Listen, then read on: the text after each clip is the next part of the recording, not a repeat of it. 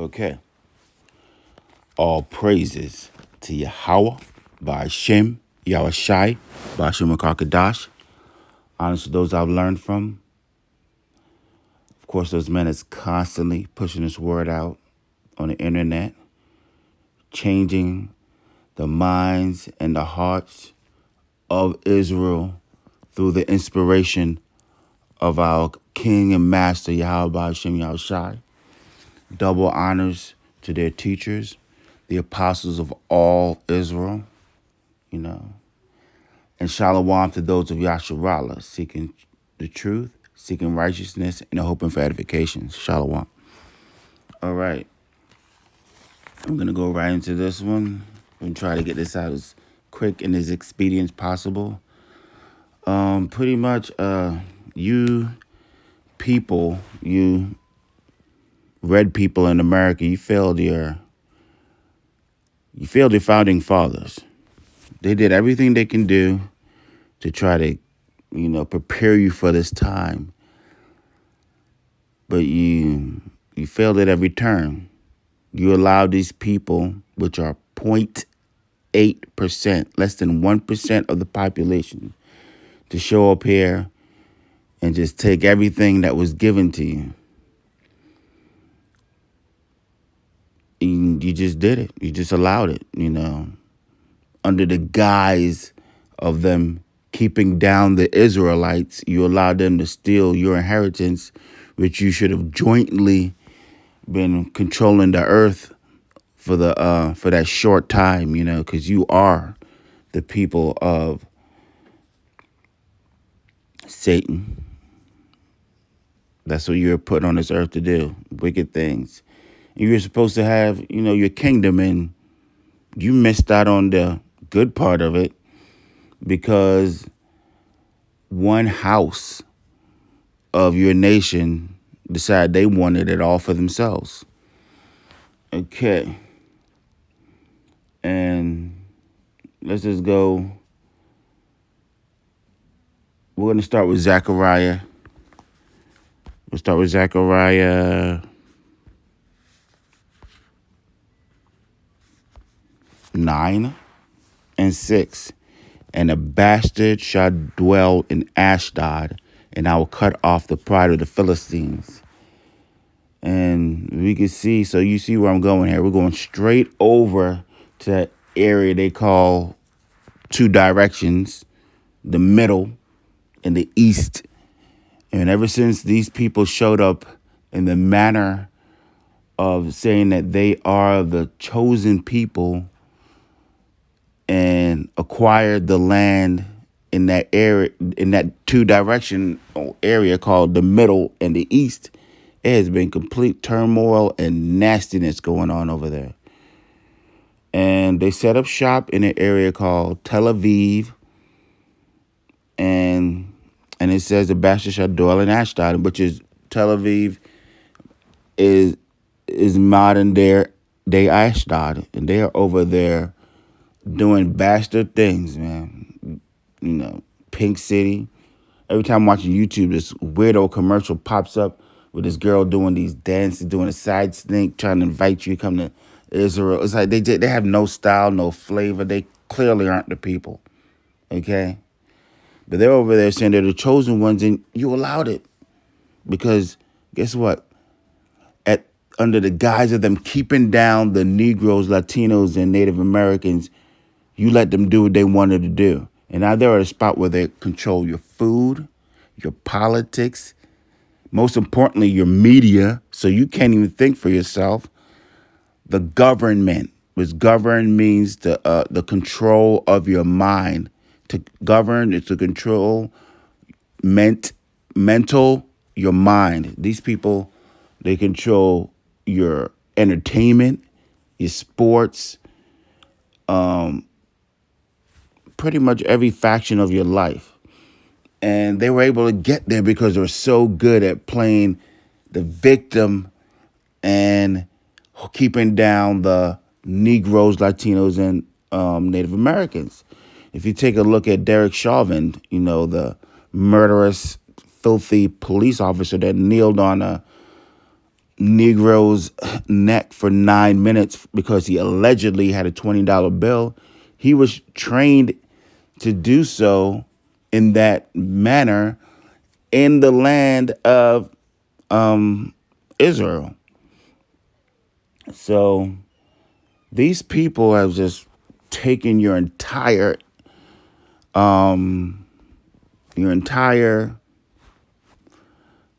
wealth you were supposed to be. This world was given into the wicked. You are the wicked red people. You are the seed of Cain, which came back regenerated as Esau, and which his nation regenerated as the Caucasian people. And this is your inheritance. This is your time to shine. And look at you. This place is filth. I mean, it's worthless. There's no way that anyone could bask in this as a glorious kingdom. It's completely filthy. It's worthless. No one should want to have anything to do with this place. You should not want this to be your legacy in any form or fashion. But look at this place. I mean, you can tell when this guy's using his algorithms and his artificial intelligence to come up with schemes, because that transgender story time, I really don't think he came up with that one. I think he put the only person Esau doesn't lie to, or I say the only thing that Esau doesn't lie to, is his artificial intelligence. He puts all the information in that computer, and it's like that's his little crystal ball. He's like, "Come on, bring me something good. Bring Papa something good." And it came out with tranny story. He didn't come up with that. Come on, man. I mean, Esau wicked as hell, but that one, something different came up with that idea. I like there's that little short cartoon iPad Go to. I think he just put in a whole bunch of information, and the computer just spit out that cartoon. This is just something strange is going on here. But anyway, let's stay back with this. And this guy Amalek, man, he just took everything you were supposed to, I mean, you got your little Disney vacation, you got your house hunters, y'all got a few little cookies, but Amalek got it all. Y'all really, if you think you rich because you have a house, Amalek, just take a look at Putin. I mean, he just built a $1 billion mansion in Russia. And look at the oligarchs under him, which are all pretty much, for the majority, they're all small hats.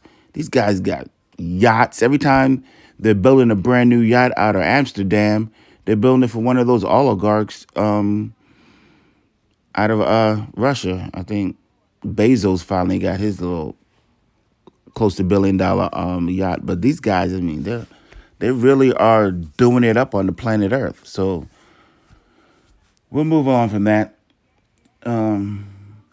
So we'll go to Psalm 83. Let's take a look at Psalms 83.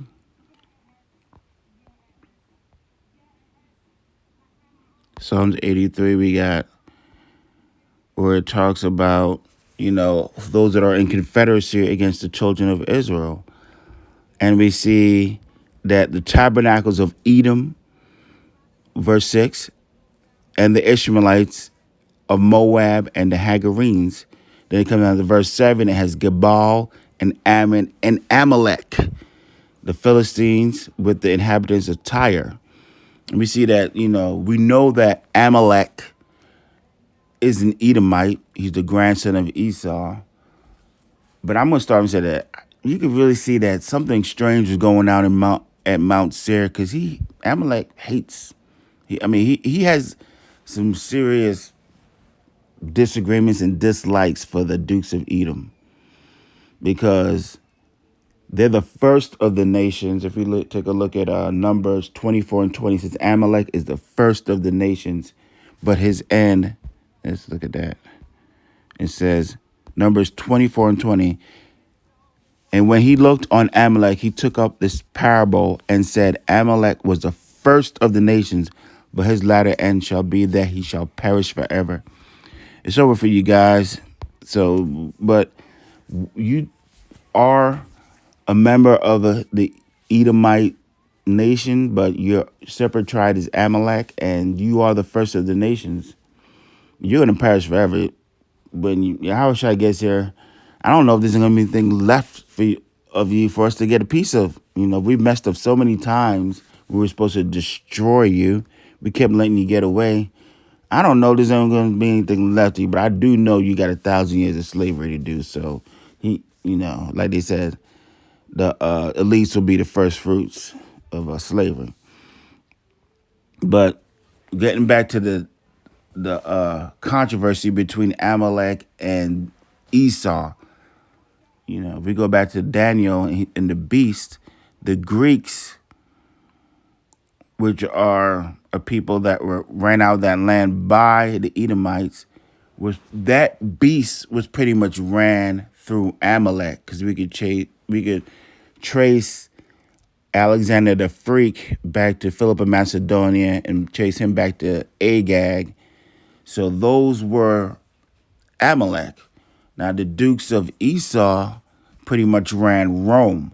That's why we call it, they are the same nation. That's why it's called the Greco-Roman Empire.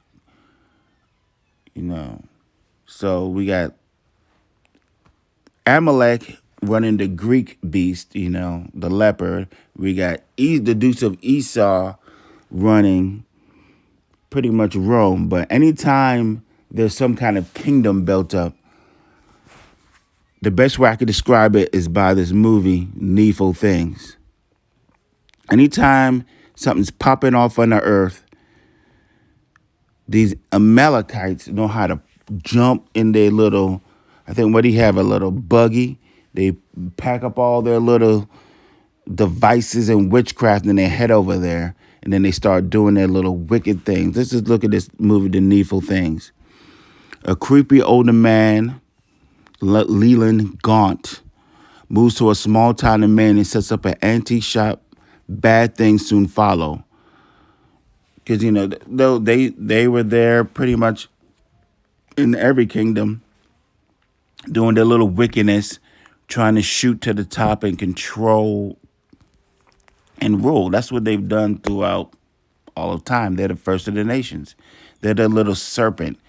They're the little the wicked people that just play the victim, but and then swerve their way to the top, and then all of a sudden, they're controlling all factions of society.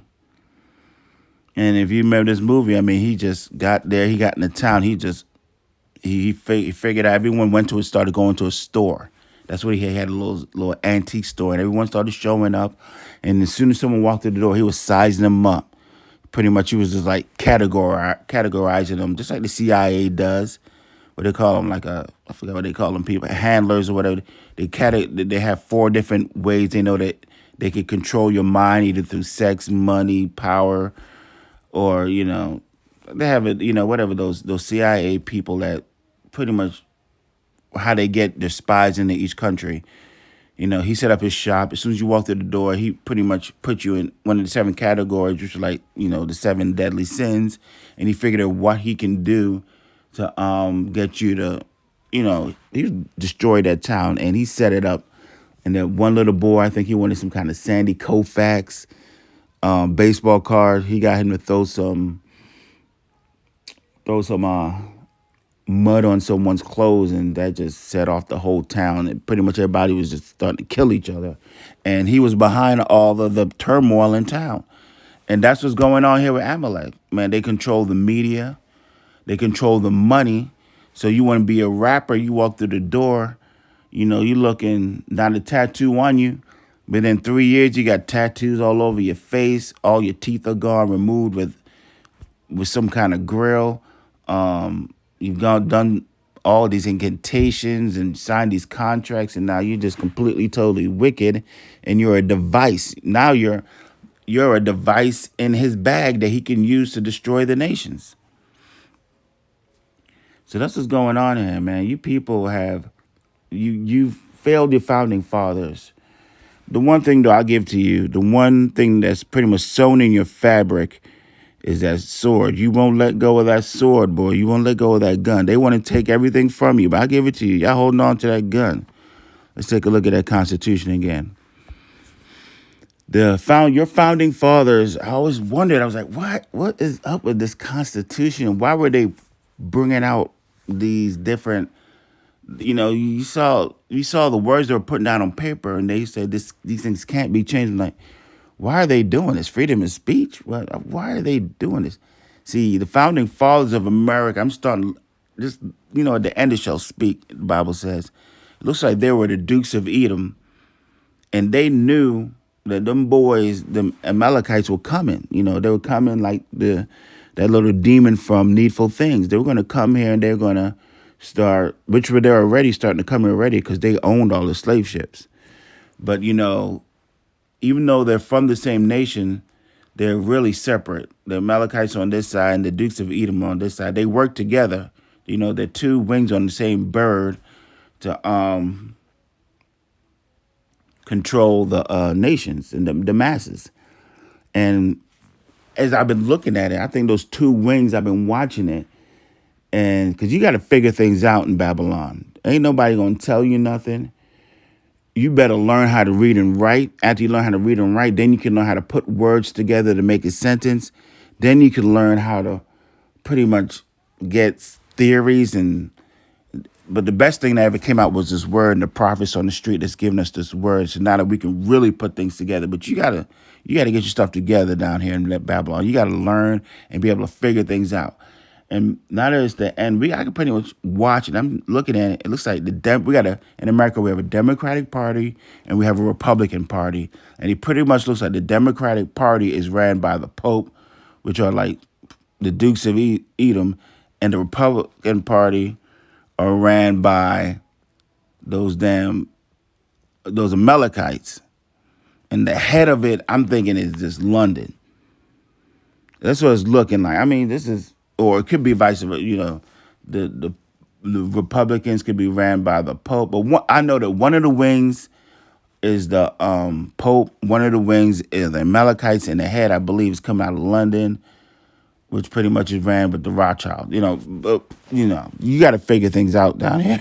These niggas lie so much. You really have but it doesn't matter because the Bible pretty much has it all written out. We know the beginning, the end, and most importantly, we know the end, okay? But in their Constitution, which I believe the Dukes of Edom, like those George Washingtons and Thomas Jeffersons, they knew that Amalek was going to come here and try to screw everything up. Let's just look at we'll just read the preamble. We, the people of the United States, in order to form a more perfect union, establish justice, ensure domestic tranquility, provide for the common defense, promote the general welfare, and secure the blessings of liberty to ourselves and our posterity, do ordain and establish this Constitution for the United States of America. Look at that beautiful written paragraph right there. You know what I'm saying? Look what they wanted to do for the people of America. Is that being done now? Is this a perfect union? I mean, with all these transformers running around here? You know what I'm saying? Is the general welfare, they're trying to stick things in your body. Is any of this stuff really popping off now? No. Let's take a look at the Bill of Rights. The Bill of Rights. You know what I'm saying? You people have failed. You failed your founding fathers. They tried to tell you what was going to pop off down here. I thought they were trying to prepare pretty much to stop the Negroes, Latinos, and Americans, and Native Americans from rising. But they were pretty much, this Constitution was set here to stop those Amalekites, man. I'm looking at it. I think they knew they had us down to the ground. They had their foot on our necks. But they knew they wanted to stop the Amalekites from coming over here and just running wreck shop and just destroying everything that they built and fought Britain for. And now we're coming down to where, I mean, all of this stuff is just It's almost null and void. It's worthless. The Bill of Rights, well, we have Amendment 1, Congress shall make no law respecting an establishment or religion or prohibiting the free exercise thereof or abridging the freedom of speech or of the press, the right. All of this stuff is under attack right now. It's the Second Amendment, a well-regulated militia being necessary to security of a free state, the right of the people to keep and bear arms shall not be infringed, under attack. But I'll tell you this, as long as these Edomites are watching Sunday football and see that 6'5", 250-pound Negro running a 4'4", 4'5", 40, they're not going to let go of their gun, okay? Esau knows once he let go of that gun, that's it. That's it. It's over. It's over. The enemy's just gonna walk up on you with and just you're done. So that's one thing that's sewn in his fabric that he will not let go of, and that is his gun. But Third Amendment: no soldier shall at any time of peace be quartered in any house without the consent of the owner. Fourth Amendment: the right of the people to secure in their persons, houses, papers, effects against unreasonable searches, unreasonable. You see that searches and seizures shall not be violent. All of this stuff is under attack. So I'm going with this and just saying, you've lost. You've lost it. Your founding fathers knew this day was coming. They set it up for you to be able to protect yourselves. You gave it all up. You gave up your kingdom. You didn't get to enjoy your kingdom the way you should have. You lost it all because you like watching the Negroes, Latinos, and Native Americans get shot down in the street. The women turn into whores. The children turn into poverty-stricken under the leadership of a single mother. And now everything's just all fucked up. And you looking for someone to blame, but motherfucker, look in the mirror. It's your fault.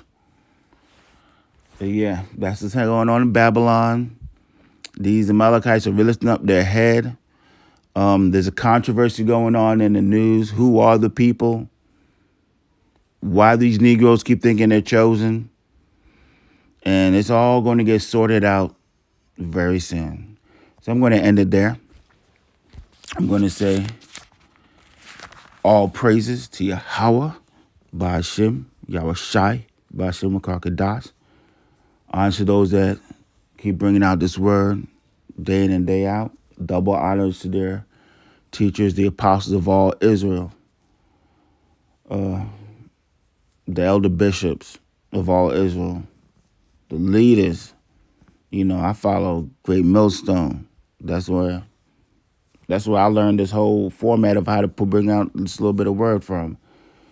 And shalom to those of Yasharala seeking the truth, seeking righteousness, and hope of edification. Shalom.